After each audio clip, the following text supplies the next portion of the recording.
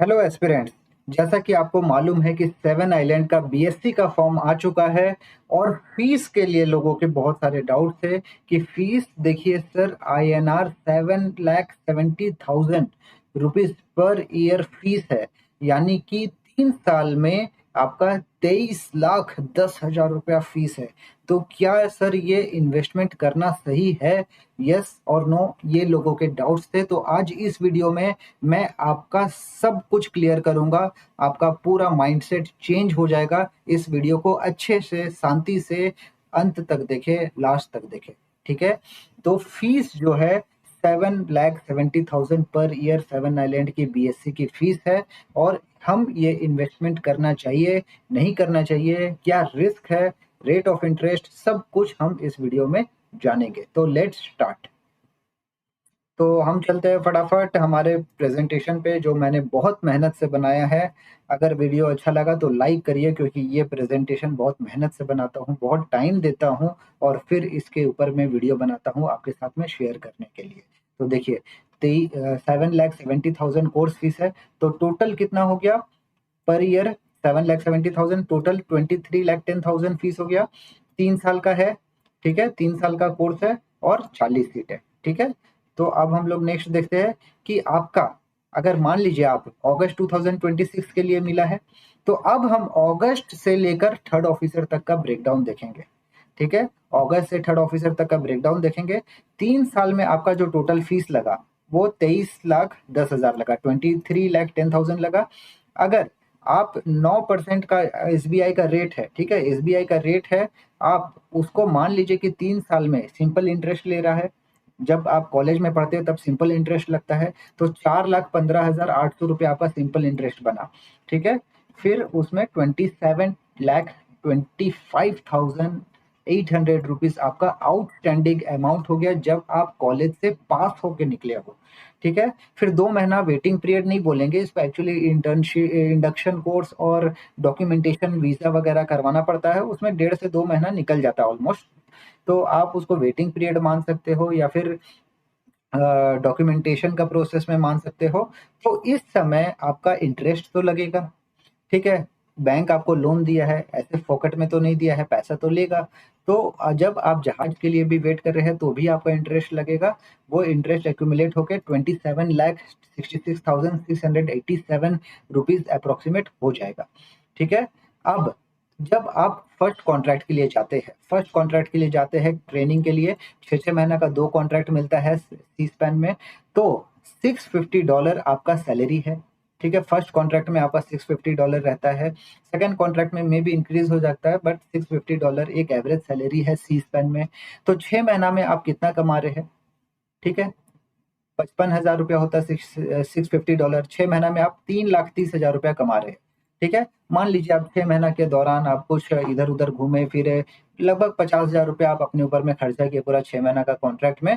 तो आपका जो नेट सेविंग है वो 2,80,000 हो गया, ठीक है। फिर इस स्पैन में आपको मालूम है कि वेटिंग नहीं है दूसरे जहाज के लिए। 1 महीना आप घर पे रहे उस समय, लेकिन इंटरेस्ट तो लगा, ठीक है, इंटरेस्ट लगा उस समय। तो अब हम सेकंड कॉन्ट्रैक्ट का बात करते हैं। सेकंड कॉन्ट्रैक्ट में आप 1 महीना के बाद में चले गए, वापस से 55,000 रुपया महीना कमा रहे हैं, 6 महीना में 3,30,000 रुपया कमा रहे हैं। और पर्सनल एक्सपेंसेस में मान लीजिए आप पूरा 6 महीने में 50,000 रुपया खर्चा कर रहे हैं, तो आपका फिर से नेट सेविंग 6 महीना का हो गया 2,80,000 रुपया। तो अब हम आते हैं एग्जाम प्रिपरेशन के लिए, रेडी करने के लिए, ठीक है। हम मान के चल रहे हैं कि आपका जो एग्जाम्स है वो 9 महीने में क्लियर होगा, जो कि एक एवरेज रेट है। 9 महीने में लोग क्लियर कर लेते हैं अगर आप अच्छे से पढ़ते हैं। तो अगर नहीं पढ़ेंगे तो हमारे पास में आइए, हम आपको एमएमडी का तैयारी करवाएंगे, डोंट वरी, ओके। तो 5,60,000 रुपया आपने टोटल सेव किया पूरा 12 महीना का कॉन्ट्रैक्ट का सेलिंग में। एग्जामिनेशन फीस के लिए आपको 2.5 लाख रुपया लगभग बचा के रखना है। बहुत सारे मॉड्यूलर कोर्सेज करने पड़ते हैं, रहना पड़ता है, खाना पड़ता है, पीना पड़ता है, तो सब कुछ का खर्चा लगेगा। अगर आप मेट्रो सिटी में नहीं रहते हो, मेट्रो सिटी में रहते हो तो थोड़ा बहुत रहना खाना पीना का खर्चा में आप सेव कर सकते हो। तो लगभग हम मान के चलते हैं 2.5 लाख रुपया लगेगा, ठीक है। उसके बाद में आप रहेंगे, खाएंगे, पिएंगे, वो सब भी खर्चा लगेगा। और इंटरेस्ट जो है वो भी लगेगा आपको 9 महीना का। तो 9 महीना का इंटरेस्ट एक्यूमुलेट करके इतना हुआ। जो नेट सेविंग है, आपने कुछ यूटिलाइज किया, नेट सेविंग जो बचा वहां से आपका जब आप कैडेटशिप के स्टाइपेंड में थे तो टोटल बेसिकली आपका 27,79,643 आउटस्टैंडिंग है। और ये कब आउटस्टैंडिंग है? अगस्त 2031 में। अगस्त 2031 में आप बनेंगे थर्ड ऑफिसर और उस समय आपको चुकाना रहेगा 27 लाख रुपया। समझ रहे? अब आप जूनियर ऑफिसर बन गए या फिर थर्ड ऑफिसर बन गए, एक सक्सेसफुल ऑफिसर बन गए कहने का मतलब है। ठीक है, अब असली आता है गेम चेंजिंग। अब आप जब जहाज पे चले गए, जूनियर ऑफिसर का ही मान के चल रहे हम, आप जूनियर ऑफिसर में गए, आप 2 लाख रुपया महीना कमा रहे हैं। ठीक है, आप कम से कम ही ले रहे हैं, हम 2 लाख रुपया महीना कमा रहे हैं, 6 महीना का कॉन्ट्रैक्ट में 12 लाख रुपया कमाए, आप कुछ फैमिली सपोर्ट में दिए, 10 लाख रुपया सेव करके आप लोन चुका दिए। ठीक है, फिर उसके बाद 10 लाख रुपया लोन चुक गया, लेकिन इंटरेस्ट था वो भी लगा, तो 19 लाख रुपया लगभग आउटस्टैंडिंग हो गया, अप्रोक्सीमेट हम मान के चल रहे हैं। फिर उसके बाद में आप दोबारा दूसरा कॉन्ट्रैक्ट के लिए गए। ठीक है, लगभग हम मान रहे हैं कि आप थर्ड ऑफिसर की सैलरी में जाएंगे तो यहाँ पे 3 लाख रुपया हो जाएगा। ठीक है, तो लेकिन हम कम ही मान के चल रहे हैं, लगभग 2 सवा 2 लाख रुपया आपको मिलेगा।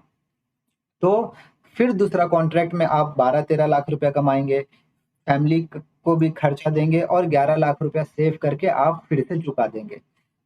फिर तीसरी बार में जो आपका बचा, ठीक है, वो 8,72,000 रुपया बचा, लगभग 9 लाख रुपया के आसपास बचा। फिर आप थर्ड ऑफिसर में प्रमोट हो रहे हैं या सेकेंड ऑफिसर में प्रमोट हो रहे हैं, डिपेंड अपन योर जर्नी। उसके बाद में आपका 4 लाख रुपया सैलरी हो गया, 3 महीना के अंदर अंदर आप 12 लाख रुपया कमाए और ये सारा का सारा लोन चुका दे, तो बेसिकली जनवरी 2033 तक आप इंडिपेंडेंट हो जाएंगे, फाइनेंशियली इंडिपेंडेंट हो जाएंगे लोन से। ठीक है, तो बेसिकली अभी आप मान लीजिए 18 साल की उम्र में आप एडमिशन ले रहे हैं। ठीक है, 18 साल की उम्र में आप एडमिशन ले रहे हैं, तो आप 26 से 27 साल की उम्र तक आप लोन में डेब्ट फ्री हो जाएंगे। तो 30 लाख रुपया का लगभग आपका इन्वेस्टमेंट है और 30 लाख रुपया आप लगभग चुकाएंगे। ठीक है, तो अब आप देख लीजिए, यहाँ पे मैं समरी बना दे रहा हूँ। ठीक है, आप समरी देखिए, सिंपल सा ब्रेकडाउन है। 3 साल का स्टडी, इन्वेस्टमेंट 27 लाख रुपया। ठीक है, आप 12 महीना का कैडेटशिप में कमा रहे हैं $650 के आसपास, 5,60,000 रुपया। आपका एग्जाम्स के लिए हमको 2.5 लाख रुपया, ये मैंने ज्यादा में ही लिया कि अगर आप मुंबई वगैरह में जा रहे हैं तो ज्यादा खर्चा होगा। एक मैं 2.5 लाख रुपया आपका मान लीजिए एवरेज खर्चा लगेगा। ठीक है, फिर उसके बाद में आप धीरे धीरे फोर्थ ऑफिसर या फिर junior officer, third officer, second officer, कैसे भी करके जा रहे हैं, तो बेसिकली 2 साल के अंदर अंदर आप चुका रहे हैं लोन, तो इतना पैसा आया आपका 3 मंथ थर्ड ऑफिसर में आपका लोन क्लियर हो जाएगा। ठीक है, तो बेसिकली आपको क्या करना है कि कितना समय लग रहा है? सबसे ज्यादा समय लग रहा है आपको 6.5 साल, 3.5 साल आपको क्लियर करने में लग रहा है डेब्ट, मतलब कि काम करके क्लियर करने में लग रहा है 3.5 साल, 3 साल का पढ़ाई, टोटल 6.5 साल आपको लग रहा है। ठीक है, फिर उसके बाद में आपका जो भी कमाई होगा, 3 लाख 4 लाख जो भी कमाई होगा, वो आपका सेविंग होगा टोटली। ठीक है, तो कहने का मतलब ये है कि अगर आप इन्वेस्टमेंट करते हैं दूसरे कॉलेजेस में या दूसरे प्रोफेशन से, तो आप यहाँ पे कंपेयर करके देख सकते हैं। मान लीजिए आप इंजीनियरिंग कर रहे हैं। ठीक है, इंजीनियरिंग में कर रहे हैं आप 8 से 15 लाख रुपया खर्चा कर रहे हैं, कोई भी इंजीनियरिंग कर रहे हैं, मान लो इलेक्ट्रॉनिक्स इंजीनियरिंग कर रहा हूँ, तो वहाँ पे 3 से 6 लाख रुपया आपको साल का मिल रहा है। 5 साल बाद कितना बन रहा है? 8 से 15 लाख रुपया मिल रहा है। रिकवरी आप जितना लोन लेंगे वो रिकवर करने में 10 साल लग जाएगा।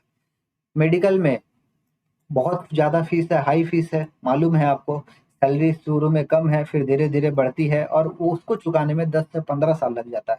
अगर एमबीए वगैरह में भी जाते हैं तो 20 से 25 लाख रुपया लगता है। सैलरी स्टार्टिंग की इतनी होती है, तो उसमें भी 5 साल लगभग लग जाता है। लेकिन यहाँ पे मर्चेंट नेवी में आप 30 लाख रुपया भी लोन ले रहे हैं और बाद में आप सैलरी जो कमा रहे हैं वो 24 लाख रुपया साल का कमा रहे हैं, अप्रोक्सीमेट मान रहे हैं, तो आप 3.5 साल के अंदर अंदर में खर्चा होने के बावजूद भी आप लोन चुकाने का हिम्मत रखते हैं।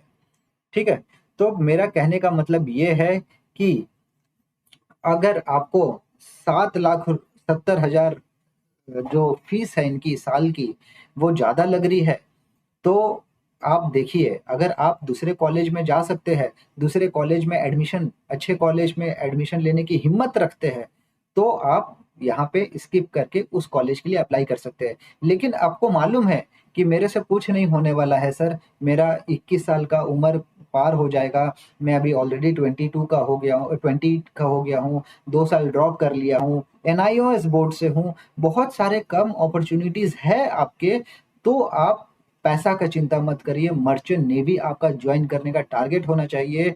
कितना भी कमाएंगे चुका देंगे, सब कुछ लोन पे मिल रहा है, आपको खुद का पॉकेट से पैसा देना ही नहीं है कितना, खाली आपका पर्सनल एक्सपेंसेस के लिए आपको खुद का पॉकेट से पैसा देना है, बाकी तो सब बैंक दे रही है। बैंक से लीजिए लोन, पढ़िए, काम करिए और फिर लोन चुका दीजिए, और फिर बाद में आप चुकाने के बाद में जो भी पैसा है वो आपका खुद का पैसा है। तो 7 आइलैंड और सी स्पैन का फॉर्म आप मेरा रिकमेंडेशन, पर्सनल रिकमेंडेशन यही है कि अगर आपके सारे दरवाजे बंद हो गए हैं और अगर आपको ऐसा लग रहा है कि सर मैं मर्चेंट नेवी नहीं ज्वाइन कर पाऊंगा, तो आप हाई फीस दे के 7 आइलैंड में एडमिशन लेके अपना बीएससी का कोर्स करके आप डेक साइड में ज्वाइन कर सकते हैं।